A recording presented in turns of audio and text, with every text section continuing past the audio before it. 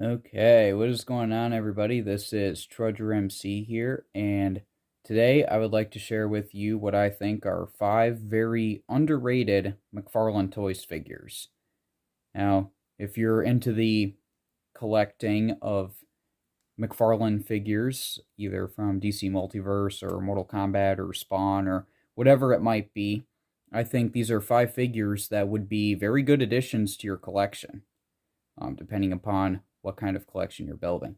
So let's start things off here with number 5, and that is going to be this figure all the way back here, the first DC Multiverse figure that I got. This is Harley Quinn from the Suicide Squad, and the reason why she's on here is because, well, she's just, at first it just seems like, oh, that's not Harley Quinn, it's just some woman in a dress with tattoos. Well, it is, but you could have some fun with that. You could, if you're into customizing, you could, paint this figure to be like, oh, this is just somebody in a dress.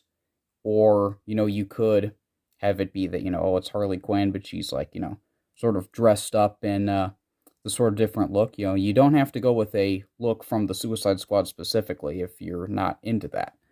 Now what you can also see here is that I've added some stuff to her. None of the stuff that she has came with her. So this, all of that, none of that came with her. But I think it adds some character, so you can see that you can just add a few things, and it seems like it's either a different character or, I guess sort of, like Harley Quinn, but like a different side of her. So I think that this figure is really fun, that, it has the potential that you can add stuff to it and make it stand out more than just, Harley Quinn in a dress. So for that reason, she is number 5. Number 4 here, this might be a little controversial. Well, I don't know. It's Mortal Kombat 11 Joker. And this is the only Joker figure that I have in my collection, and the reason for that is because I think this figure is just so solid that I don't really need any other one. I feel like even though this Joker is specifically based off of Mortal Kombat 11, so, it's just like, oh, well, he's the Joker from Mortal Kombat. Well, he's not just that. I feel like this is a very good Joker figure. You could have, whether you want to have a comic book line, like a comic book collection, or if you want to have a movie type collection, or a more video game type of collection, like whatever it might be. This Joker figure can kind of work with any of them, to be honest. He can really serve as, like, a definitive Joker figure for any collection that you might be working on. And so for that reason, I think he's a really solid pick. That, it's Mortal Kombat 11 Joker, but he could be any Joker for any collection. And so that's why he is number 4.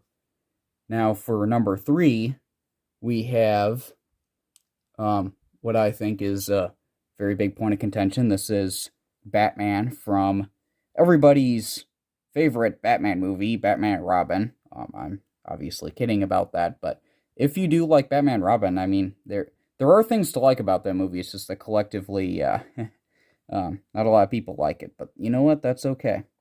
Now the reason why this figure is so high, for one, like, this figure is just so well detailed. Like, you don't know unless you personally have seen this figure, or if you have him, that, like, the cape is such a good material, and the likeness to George Clooney, it's definitely there. It's very good, and he has some details too, like, the bat symbol and the suit itself. It looks really, really solid. And even if you're not a fan of the Schumacher verse, like, this is a very solid Batman figure. And yes, he does have the bat nipples, as you can see there. But yeah, like, this figure, he's really fun to pose, and he's just a really solid Batman figure. So if you're not a fan of the Schumacher verse, you're not a fan of him basically being all one color, then you could totally paint him in such a way that it hides that, but it would still make the details pop a little bit more. And I feel like this would be a really, really solid Batman figure to have. Again, Schumacherverse might not be everybody's cup of tea, but I think that this is still a really, really solid figure, and he would look really good in your collection. Whether you're trying to build Schumacherverse or just a movie version of Batman, or, even if you're not trying to do that, he's still a really, really solid figure. So then number 2 here, that's another movie figure. It is this guy here from the Batman. We have the Riddler from that movie. Now, this is the reason why this figure is on this list is because I don't see this as the Riddler. I don't see this as Edward Nygma or Edward Nashton or, whatever. I actually see this guy as a really good figure to have as a henchman character. Because, this guy, you can't tell who he is.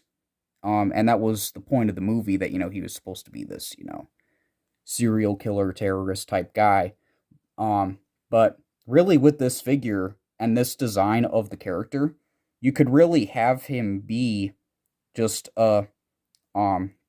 he could just be a henchman that, if you have a Riddler figure, then you could have like a whole bunch of these guys, and these guys could be, his henchmen. Or, you could have it be that, it's this guy, but then you like paint him, and then you could have him be like, a Joker henchman, or, whatever. So really there's a lot of things you could do with this guy, and I think I don't really think he's very good for being a Riddler figure, unless you're trying to build, a version of, like a collection, rather, of, like, different versions of him, like from the Matt Reeves Batman universe, or, whatever it may be. But yeah, I feel like he's not so much a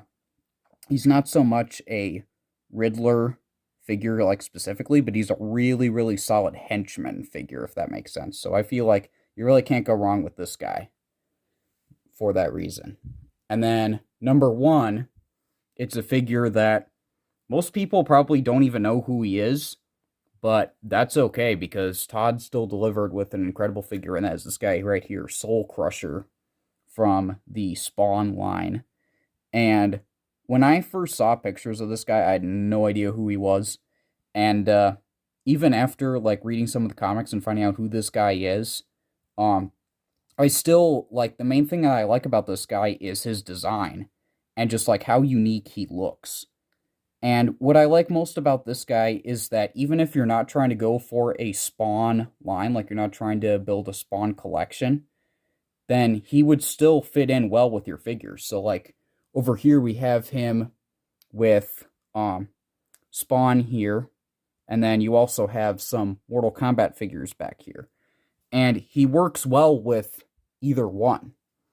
And I'm not the biggest fan of Spawn, and I don't have a ton of Spawn figures, but I still think that this guy works really well with that. So he fits in well with that world. He fits in well with the Mortal Kombat world. He also fits in well with, like, the DC world. So I could imagine that you could have this guy working with, like the Joker, and, it's not Soul Crusher. You could have it be like Ratcatcher, or like a really armored up version of Scarecrow, or something like that. So this guy really has the potential to fit in with any collection that you might have. Like, this guy could work well. He doesn't have to be just a Spawn figure. It doesn't have to be just Soul Crusher. You could pretend, or even customize him a little bit, so that he could fit in well as somebody else.